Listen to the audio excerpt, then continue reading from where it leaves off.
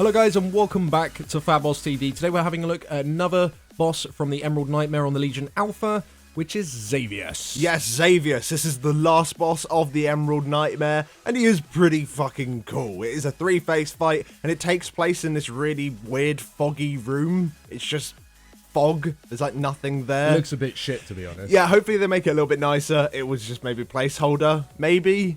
Oh, who fucking knows? Either way, the fight itself kind of makes up for the fact that you're fighting in a really shit room. Basically, the entire fight revolves around a mechanic called Nightmare Corruption. You get this corruption by getting hit by certain abilities casted by Xavius. It's very similar to Cho'gall and the Bastion of Twilight.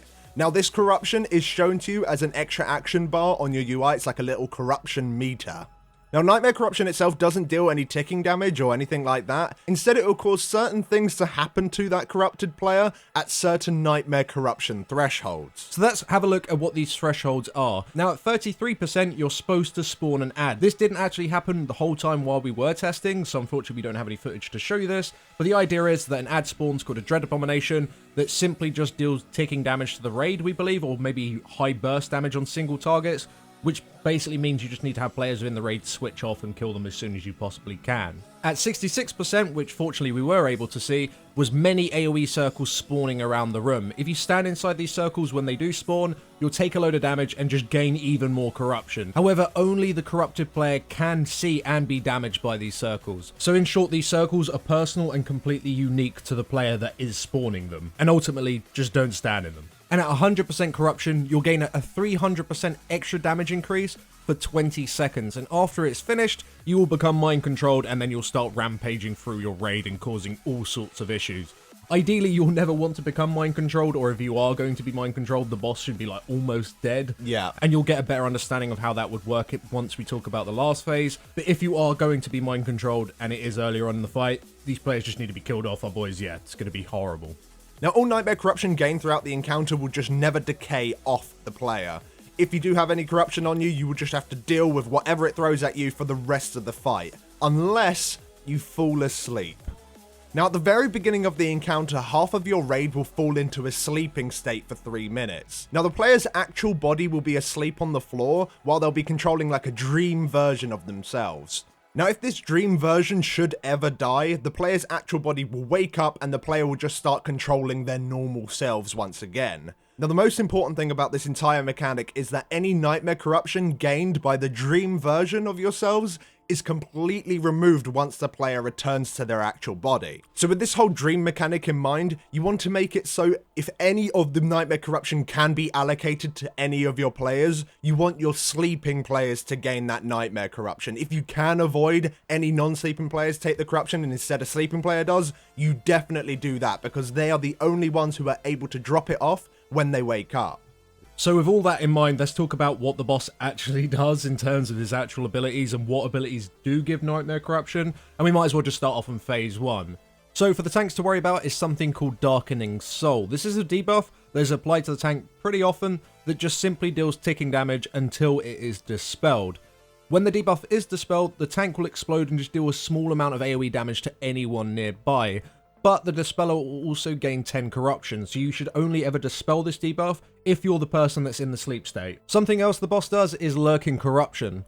When he casts this ability, he'll simply just spawn an ad underneath a ranged player, which deals a large amount of shadow damage to anyone within 6 yards of the spawn location. In our larger raid size, we had 2 of these spawn at the same time. If they spawn within the same 6-yard range area, players would almost certainly be one-shot, so remaining spread within this phase is very, very important. Now, the ad that does spawn is called a Lurking Terror, and these guys are completely immune to all damage and crowd control, and they will just fixate a random player and start to chase them down. As soon as they come into contact with absolutely any player whatsoever, they'll explode, dealing a fairly large amount of damage, and also will generate 20 corruption for the person that soaked them. So apart from being spread when the ad comes in, you want to make sure that you have a player in the sleep state soak this ad. When soaking, we did actually take into account that it does give you quite a large amount of corruption, so we did decide to rotate players, and this just generally helped avoiding getting really negative effects from having very high corruption. Now, an ability that doesn't apply any Nightmare Corruption but is still very devastating is Nightmare Blades. Now, this ability will mark 2 players with a debuff. Once the debuff expires, a huge wall of spikes will come rushing across the room, dealing an enormous amount of damage to anyone in their path, as well as knocking them back.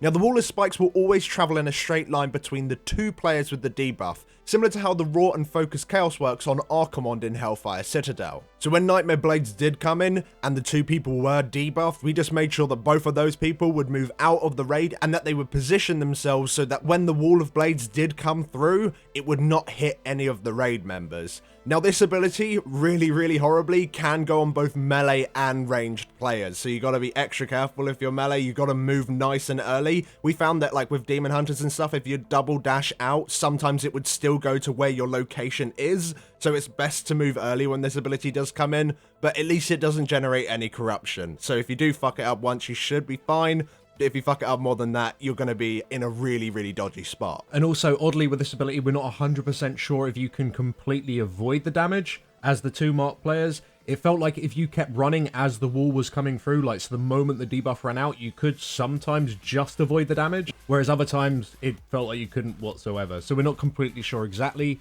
how the damage works on this ability. Now, somewhat later into Phase 1, Xavius will cast Manifest Corruption. This will just deal a small amount of AoE damage to the raid, but more importantly, it will summon a Corruption Horror ad. Now, this ad does have two abilities. One of them is Tormenting Swipe. Now, this is just a frontal swipe, dealing a large amount of damage, but more importantly, applying 10 Nightmare Corruption to any one hit. So, in order to make it so the Nightmare Corruption would go on the sleepy person, we made it so our sleepy tank would go and pick up this ad, so they are the only one getting hit by the swipe, and that way, eventually when they woke back up, the corruption would be removed. His other ability is something called Corrupting Nova. This is a casted AoE that would deal a large amount of damage to anyone nearby, as well as apply 5 Nightmare Corruption to any one hit. Now, because of this, we moved the ad away from the raid so that the range didn't have to keep moving from the ability, and we only really sent melee DPS over there who were asleep and could kind of, you know, take that 5 Nightmare Corruption that it gives you.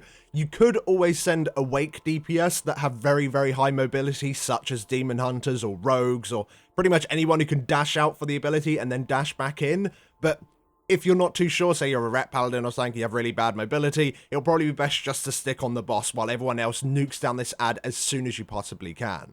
So there are all the abilities in this phase. You just rinse and repeat, kill off ads, don't stand in shit, and make sure that sleepy people do their jobs, and then you will suddenly become in phase 2, and this activates at 65% health.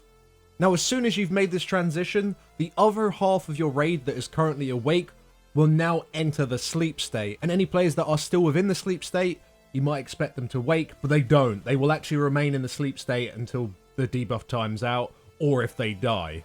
Now, in this phase, the boss loses all of his previous abilities and gains new ones. One of them is Corruption Meteor. This is a debuff that is on a random player that will simply just call a meteor on their head when it expires. This meteor does a large amount of damage and also generates 40 Nightmare Corruption. However, both the damage and Night Corruption generated is split between all the targets that are hit. Now, there are no mechanics in this phase that actually really require your raid to be spread out, so what we decided to do is have 2 groups of players, mainly to deal with this meteor. We had one group that was on one side of the boss that was the sleepy group, and then we had another group on the other side of the boss that was the awake group. And the moment that the meteor did come in, we just made sure that it always landed on the sleepy group. So everyone in the sleepy group got hit by the meteor, they get the 40 corruption, which shouldn't matter too much because by the time their sleepy debuff runs out and they wake up, all the corruption's gone anyway, so they just soaked all that shit up, so it wasn't a problem for the rest of the raid. Stacking up also helps with another mechanic called Bonds of Terror. Now, Xavius will chain 2 players together when he casts his ability, and makes it so they take really high ticking damage until they break the chain. Now, the way that you remove the chain is simply by moving within 3 yards of one another. And if you're already close together like you are with this strategy, the debuff pretty much immediately drops, and that way you don't have to deal with it at all. So stacking here becomes even more attractive. However, there is a mechanic that does require you to move called Calls of Nightmare. Now, when the boss casts his ability, he'll summon multiple ads called Inconceivable Horrors, and they'll just spawn all around the edges of the room and start moving towards Xavius. Once they reach him, they'll start channeling into him. This channel will cause Xavius to pulse out some damage, as well as applying 1 Nightmare Corruption per pulse to the entire raid. So of course these ads need to die as soon as possible, not only to prevent the AoE damage, but the corruption is going on the entire raid, not just the sleepy people. Now these ads can be stunned, which is amazing, so if you do CC them before they get to Xavius, you can kill them off before any of the raid damage goes out, which is absolutely amazing.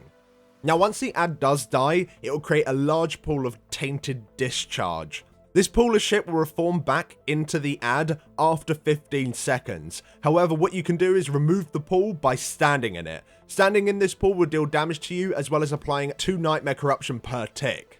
So after you've stood in the pool for a couple of seconds, it will all be soaked up and the ad won't come back. Of course, you want to make it so the sleepy half of your raid will run around and soak these pools up as soon as possible, because you just do not want any of these ads. Not only because if there's a ton of them casting on the boss, it gives you a fucking huge headache, but they're generally adding a ton of corruption to the entire raid, and they're super, super bad. So kill these ads off as soon as you can.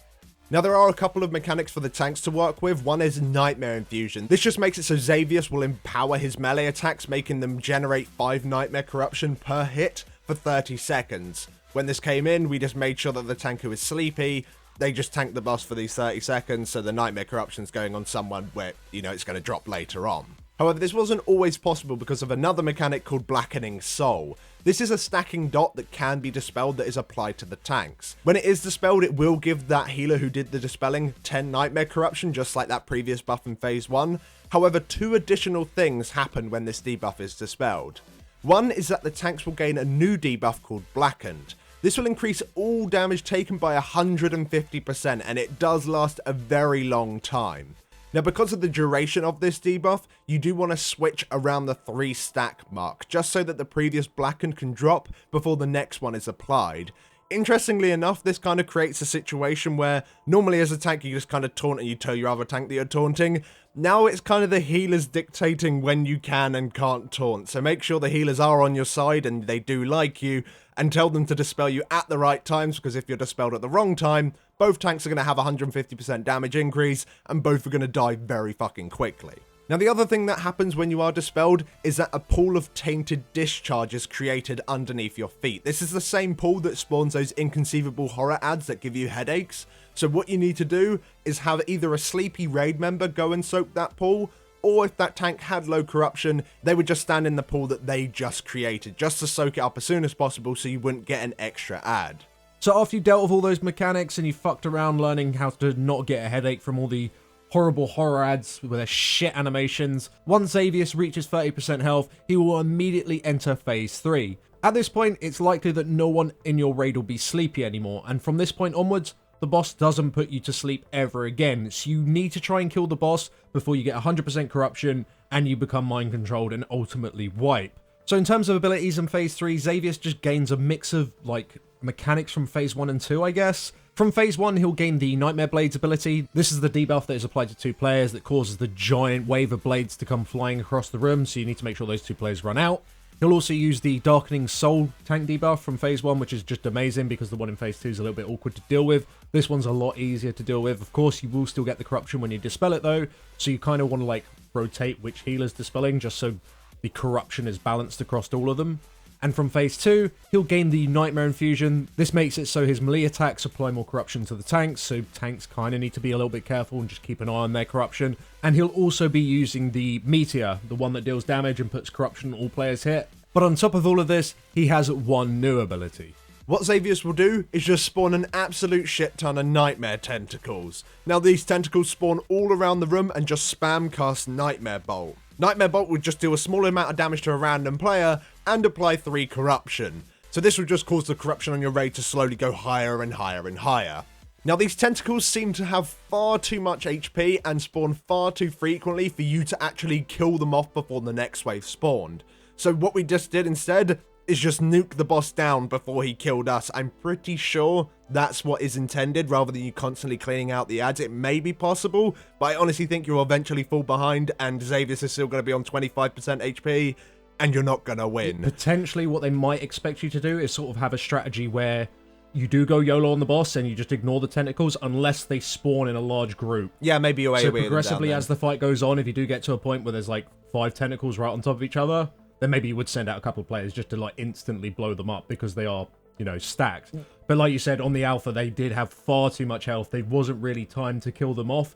Although, well, there was time for us, because as you may have noticed through watching the footage right now, no one in the raid is getting any corruption. There was a bugging play that made it so as soon as you left the dream state the first time, you were then, like, immune to corruption. And that's 100% a bug. They said, you know, that was a problem. Of course, that takes away from a lot of the, oh shit, I'm getting corrupted while I'm awake, because of course now everyone can stand in the corruption and it's just a mess. So that won't be the case, they did say. But there was also a couple of other bugs in this encounter. In Phase 3, he didn't do any abilities, apart from spawn the nightmare tentacles. So you didn't have any walls, you didn't have any of the meteors coming down. So basically use your imagination or skip to the Phase 1 or Phase 2 part of luckily, the video. luckily the only new ability we did still get to see. So yeah, basically the fight was pretty easy because of these bugs. But overall, I would say it's a very good encounter. It was very, very fast-paced, and the fact that the sleepy part, when you go to sleep, that is random every single time. You don't know who's going to go to sleep. It's likely... It's literally just a split down your raid. It's one of your tanks, 2 of your healers, and then half your DPS. Exactly. So. And I really like that, because normally you can fall into a cycle when you're progressing on bosses, like, oh, whatever, we do the same thing, it feels the same until you get later on, especially for an end boss. Like, oh, we know exactly what we're doing until Phase 3. Now it's going to be different every time. You can't assign that one hunter to do that job in Phase 1 because it might not even be that hunter. No hunters might get corrupted. Then what are you going to do? So it always asks of you to, like, kind of play on your feet a little bit and be able to improvise with what you're given, which I really, really like. Yeah, it's a cool aspect of the fight. Another thing with the sleeping mechanic that we didn't cover in the main chunk of the video, is for probably for people that really care about the boss fight, is that when you go to sleep... all the cooldowns and all the mana that you spend while you are asleep is given back to you when you wake up. So what you can do, as soon as the sleep is applied to everyone, if you pop Bloodlust, and then those sleepy people wake up, they can use Bloodlust again, and they'll have all their mana. So because of this, especially in a healing environment, you really want your sleepy healers to be going absolutely crazy with their mana, while the people that are awake are generally sitting back a little bit with their mana. And once again, that's going to change every single pool. And that's going to make it really, really fucking cool, in my opinion. Yeah. Hopefully it doesn't get to a point where it's RNG like, oh, if our Disc Priest gets it in Phase 1, we're fucked, and we really need him to have it in Phase 2. Hopefully that doesn't really happen. But, yeah, I absolutely love that part of it. I think it's cool. Yeah, it's a very interesting fight. I mean, like you said, I think you covered all bases there. I've got nothing to say now. It's a good encounter, 100%. Really enjoyed it. It would have been way better if all the bugs weren't in play. Yeah. And, like, especially the corruption mechanic actually worked when you came out of the sleep, because arguably that's the hardest part of the encounter. But yeah, it's going to be very, very interesting and live. Very much looking forward to progressing it. But thank you very much for watching, guys. If you enjoyed this little preview, then please do drop us down a like. It helps us out a lot. And we shall see you in the next video. Thanks for watching. Thanks for watching.